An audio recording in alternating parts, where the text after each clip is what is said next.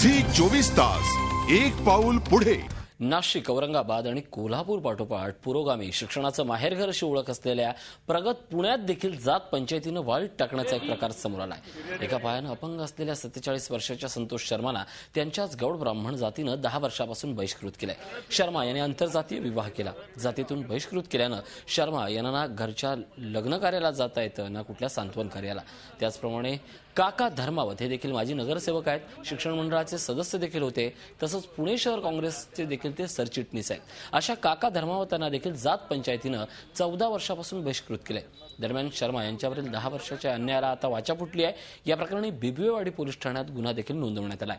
जात पंचायतीच्या 9 पंचांविरुद्ध गुन्हा दाखल झालाय, तर एका पंचाला पोलिसांनी अटक केली आहे।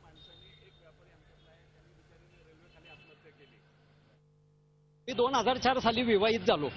विवाद झाला, आंतरजातीय विवाह केला मी, आणि तेव्हापासून त्यांनी जात पंचायतीने मला एक 8-10 दिवसानंतर माताजी मंदिरमध्ये बोलवलं। मला असं सांगण्यात आलं की तुला आजपासून बहिष्कृत केलेला आहे, तुला कुठल्याही समारंभात किंवा सामाजिक कामामध्ये येता येणार नाही। पंचमंडळींनी त्यांना सांगितलं की तुम्हाला जातीबाहेर काढण्यात आलेला आहे आणि तुमचा कोळबा केलेला आहे। त्यांनी तक्रार दिली, त्यानुसार आम्ही तक्रार दाखल केलेली आहे आणि त्यातील एक आरोपी नेमाराम बोलाद्रा यांना काल अटक करण्यात आलेली आहे। झी 24 तास एक पाऊल पुढे।